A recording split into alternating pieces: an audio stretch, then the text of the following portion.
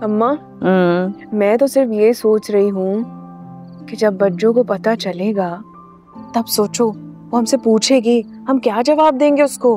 तब की तब सोचेंगे ना।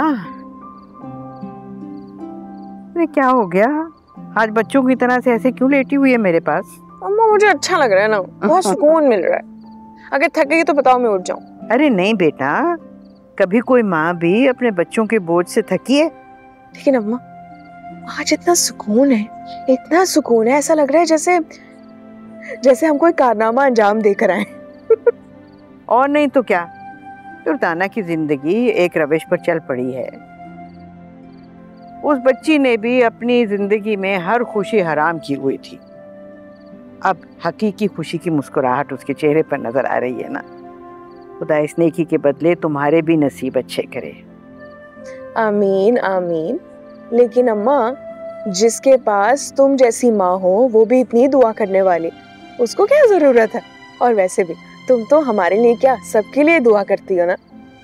अरे बेटा, कौन सी माँ होती है जिसके होंठों पर अपने बच्चों के लिए दुआएं नहीं होती।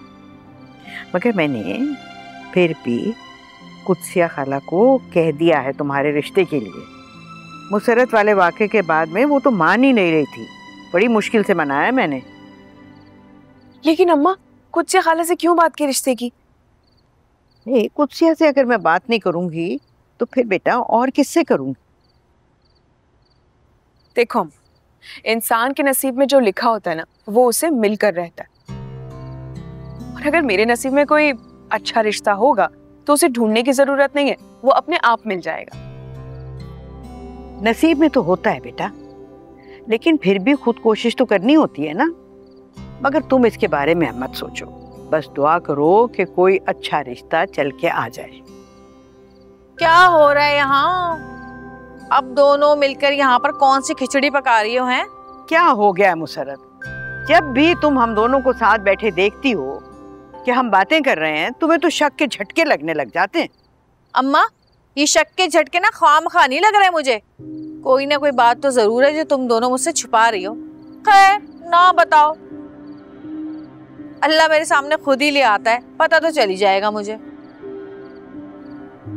अच्छा ज्यादा बातें मत करो, ये बताओ कि क्यों आई हो? ये शर्ट पकड़ो, मेरा ना वेट थोड़ा सा लूज हो गया है, तो ये शर्ट भी लूज हो गई है, तो इसको ना जरा टाइट करवा कर ले आना, कल बुटीक ले जाना। और बात सुनो, खबरदार जो तुमने दुर्दाने के हाथ में मेरी शर्ट दी, वो ना इसमें जादू टोने कर देगी, बड़ी मनहूस है वो। करवा लेना याद से।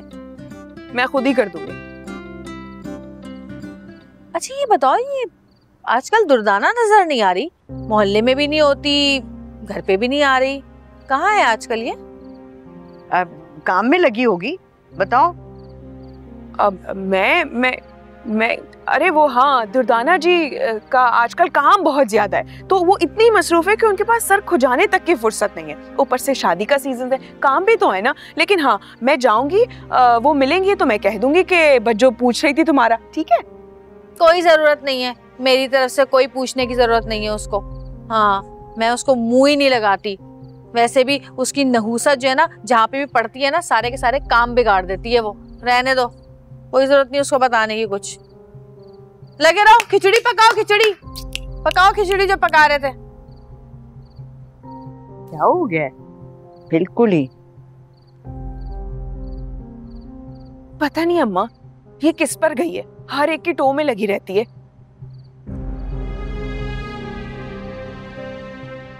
कौन क्या कर रहा है क्या नहीं कर रहा।